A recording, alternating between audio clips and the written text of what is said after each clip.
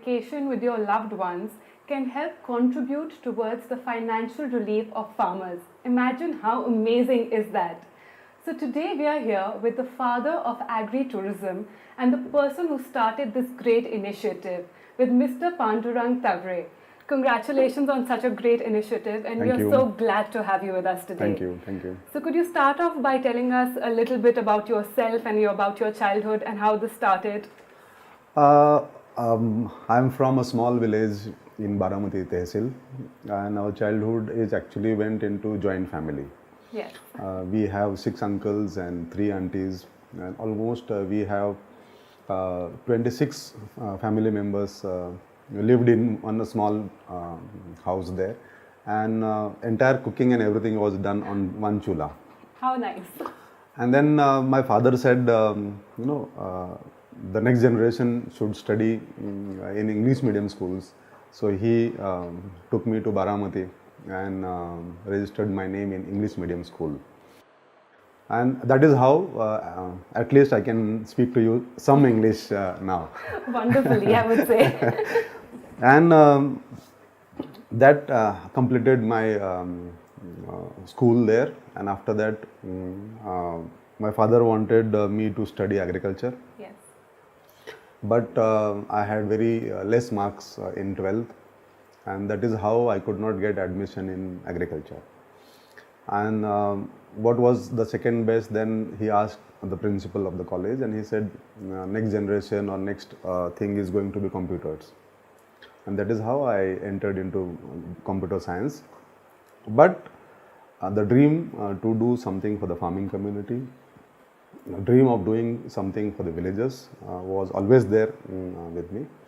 And after graduation, I started working in tourism industry.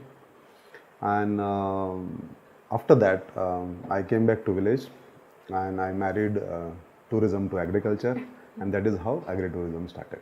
So what is your advertising strategy to get the word of mouth out there for agritourism?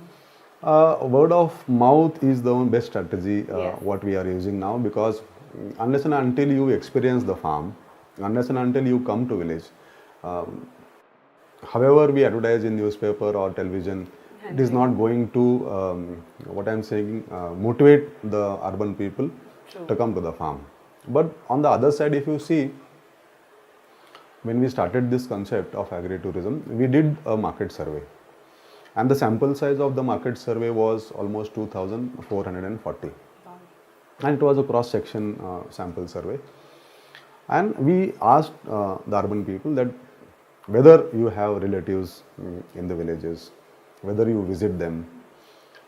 Small questions that whether you have sat on the buffalo, Yes. or whether you have caught the hen, or whether you have climbed the trees, whether you have swam in the well.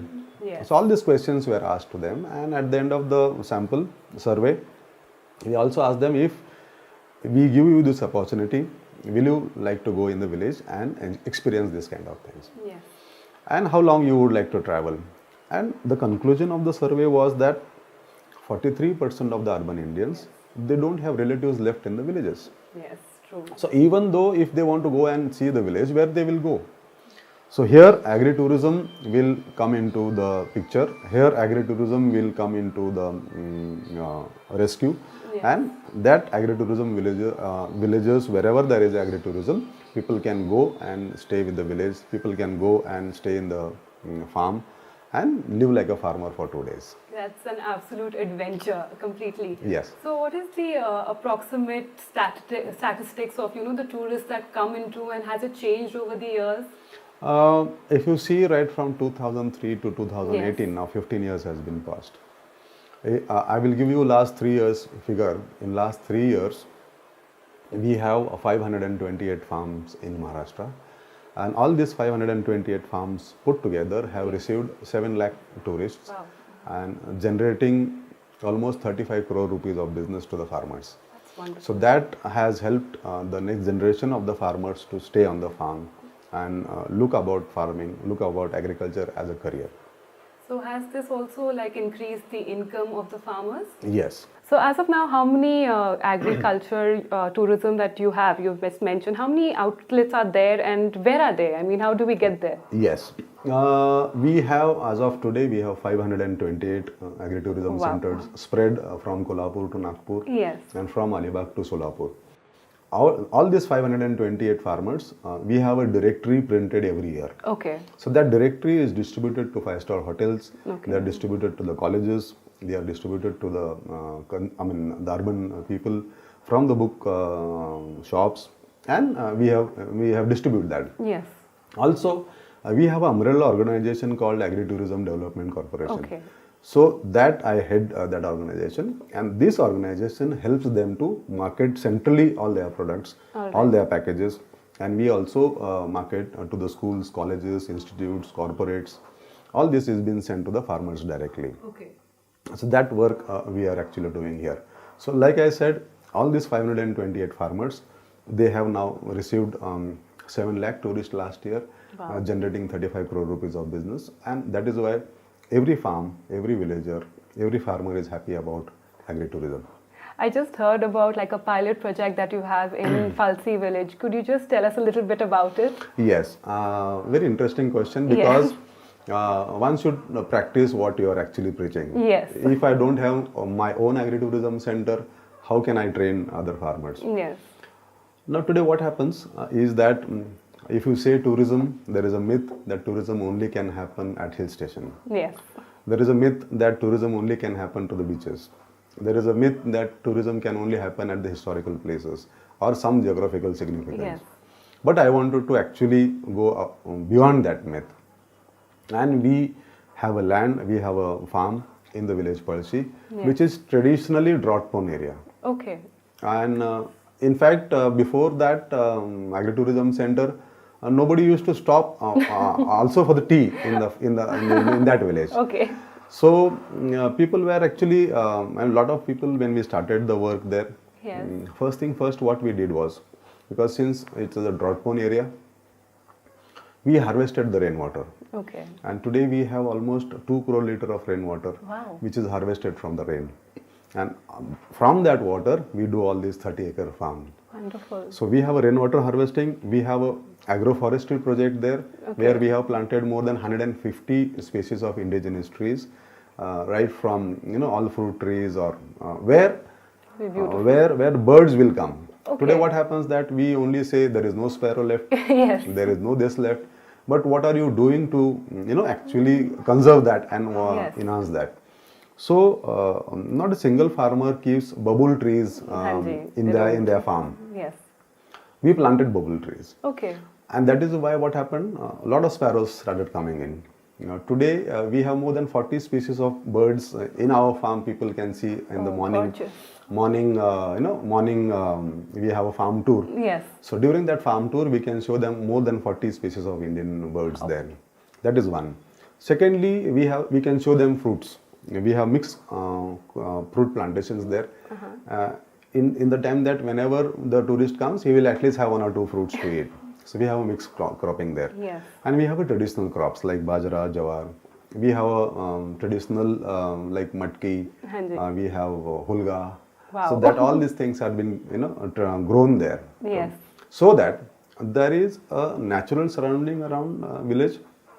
And best part is the entire tourism project is being built by the villagers. Yes. Because since there was no architect appointed, there was no engineer appointed, everything is being built by the villagers. Yes. So automatically that project's ownership actually villagers started taking. Yes. So it is like my project. It is like my project. So the youths from the village, the women from the village, Yes. the artisans from the village, all these people now they look that project as their own. Yes. So whenever tourist comes, those women only prepare the food. Thank you. Whenever the tourist comes, they only do basically entertainment activities. Generally what happens that if you go to Udaipur or if you go to Rajasthan, if you go to Goa, Yes. the local people are used only for entertaining people in the Yes, night. true. They're left out. Only that much. Yes. So their role is on. I mean, in tourism language we call as performing monkeys. So in the night, only Yes. tourists are sitting around. There is a bonfire, and then local people are actually doing entertainment. Yes. So my take is that it should not be limited only to performing. Yeah. Each and every activity, each and every department, the local people should be involved. True. And that is how our Palsi pilot project does that. Everything is done by the villagers there. It's a true example for the people, by the people. Correct. And like somebody who's a tourist like me, what are the ways and means for me to kind of reach about it, learn more about it, and probably go for a agro-tourism holiday? Okay, yeah. So I mean, unless and until you do that, we are not going to get income. Yes. So my advice is, we have Agritourism Facebook page. Yes. We have Instagram. We have a website called agritourism.india, and there are a lot of farms available. So get in touch with us, and definitely you will, I mean, I'm sure that you will have a holiday which will give you lifetime experience. Oh, I can't wait for it. So all you people out there, please go follow them on Facebook and Instagram, because this is a holiday which I will surely be taking, and I'm sure you should too. Thank you so much for your time. Thank you for giving us such wonderful insight about agro-tourism. It was an absolute pleasure. Thank you.